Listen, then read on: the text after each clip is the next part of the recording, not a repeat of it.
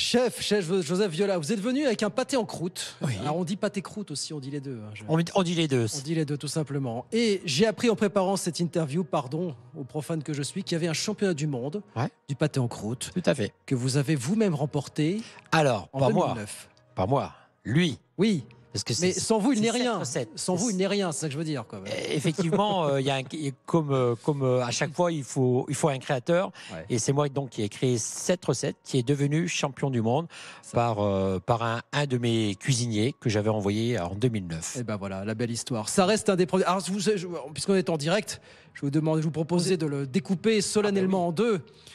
En direct sur le plateau de BFM Business. Ça reste, Pierre-Jean Villa, vous pouvez nous le confirmer, ça reste un must, le pâté en croûte. Alors, ça reste un must. Et pour tout vous dire, j'ai assisté avec Joseph lundi à la finale du dernier concours qui était à Lyon. Et l'événement a pris une ampleur internationale. Absolument. C'est un Japonais qui l'a remporté cette année.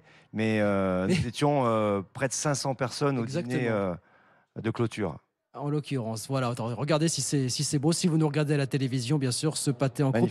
Mais chef, fondamentalement, qu'est-ce qu'il a de plus qu'est-ce que le Japonais a de plus que nous? Qu'est-ce que les Japonais ont de plus que nous sur ce pâté en croûte avec le micro, fondamentalement? Je dirais tout simplement, comme à chaque fois, comme chaque concours. Pourquoi est-ce que vous ne le remportez pas tous les ans? Pourquoi est-ce que ce n'est pas un Français qui le remporte tous les ans, finalement, le pâté? Parce qu'ils sont observateurs, ils apprennent. Et vous savez, un concours, parce que ça reste un concours, ça peut être un Japonais.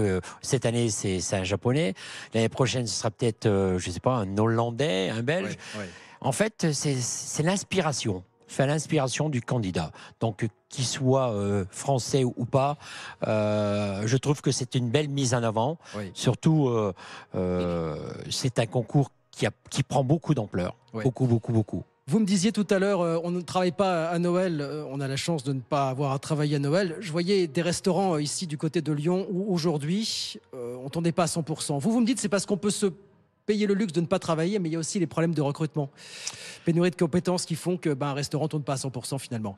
Est-ce que pour vous, ça reste un problème? Et aussi pour vous, Pierre-Jean Villa, finalement, dans vos domaines respectifs aujourd'hui, les pénuries de compétences? Chef. Alors, pour ce qui nous concerne chez Daniel et Denise, aujourd'hui, je dirais qu'au niveau du personnel, ça va pas trop mal. Mais on reste toujours prudent. Parce qu'on ne sait pas ce qui peut se passer demain. Vous me disiez qu'on ferme à Noël et à Nouvel An. Oui, effectivement, mais c'est une décision qu'on a prise en 2004, de ne pas faire travailler le 24 et le 25 pour nos employés. Pourquoi? Parce qu'on a certains employés qui ont des enfants. Et effectivement, c'est quand même plus agréable pour eux de passer Noël à la maison, à côté du sapin de Noël. On peut se le permettre aujourd'hui parce qu'on travaille bien durant l'année.